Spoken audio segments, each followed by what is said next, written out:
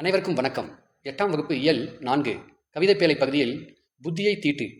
பாருங்க, அறிவை வளர்த்துக்கணும் அப்படின்னு சொல்றாங்க. அதான் அறிவு தான் ஆற்றல். அறிவும் உழைப்பும் தான் ஒரு மனிதனை வாழ்க்கையில உயரச் செய்யும். வன்முறையால பிறரை வெல்வது சரியான செயல் இல்லைங்க.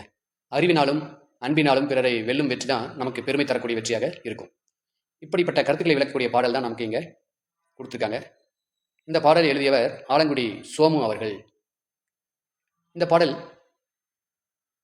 மக்கள் திலகம் எம்ஜிஆர் அவர்களின் திரைப்படத்தில் இடம்பெற்றிருக்கக்கூடிய ஒரு பாடல். கத்தியை தீட்டாதே உந்தன் புத்தியை தீட்டு, கண்ணியம் தவறாதே அதிலே திறமையை காட்டு. ஆத்திரம் கண்ணை மறைத்திடும் போது அறிவுக்கு வேலை கொடு. உன்னை அழுத்திட வந்த பகைவன் என்றாலும் அன்புக்கு பாதை விடு, அன்புக்கு பாதை விடு. கத்தியை தீட்டாதே உந்தன் புத்தியை தீட்டு, கண்ணியம் தவறாதே அதிலே திறமையை காட்டு. மன்னிக்க தெரிந்த மனிதனின் உள்ளம் மாணிக்க கோயிலப்பா, இதை மறந்தவன் வாழ்வு தடம் தெரியாமல் மறைந்தே போகுமப்பா, மறைந்தே போகுமப்பா.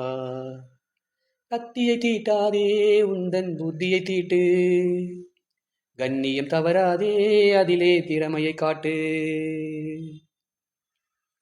இங்கே இருப்பது சில காலம், இதற்குள் ஏனோ அகம்பாவம், இதனால் உண்டோ ஒரு லாபம், இதை எண்ணி பாரு தெளிவாகும், இதை எண்ணி பாரு தெளிவாகும்.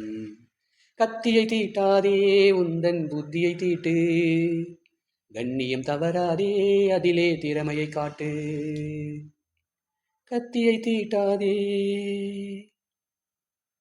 சொல்லும் பொருளும் தடம், அடையாளம் என்று பொருள். அகம்பாவம், செருக்கு. பாடல் பாடும் பொழுதே நமக்கு பொருள் விளங்குவதால் இந்த பாடலுக்கு பொருள் தரப்படவில்லை. கத்தியை தீட்டுவதை விட நம்முடைய புத்தியை நாம் பெருக்கிக் கொள்ள வேண்டும். எப்பொழுதும் கண்ணியம் தவறாமல் நடந்து கொள்ள வேண்டும். அதில் நம்முடைய திறமையை நம்ம காட்டணும். அப்போதான் நமக்கு புகழ் வந்து சேரும். ஆத்திரம் கண்ணை மறைக்கும் போது அறிவுக்கு வேலை கொடு. அப்போது ஆத்திரத்தை கொஞ்சம் கொஞ்சமாக அது குறைக்கும். ஆத்திரப்படாமல் கோவப்படாமல் இருக்கணும்.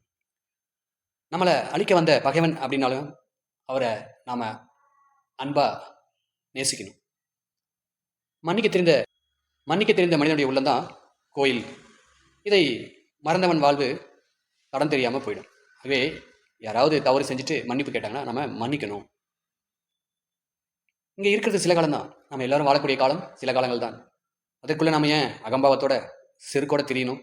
இதனால் ஏதாவது ஒரு லாபம் இருக்கா? இல்லை. ஆகவே இதெல்லாம் எண்ணி பார்த்துட்டு நாம் அன்போட எல்லாரிடமும் பழகணும். ஆகவே கத்தியை தீட்ட வேண்டாம், புத்தியை வளர்த்துக்கோங்க என்று ஆலங்குடி சோமு அவர்கள் இந்த கவிதையை சிறப்பாக எழுதியிருக்கிறார்.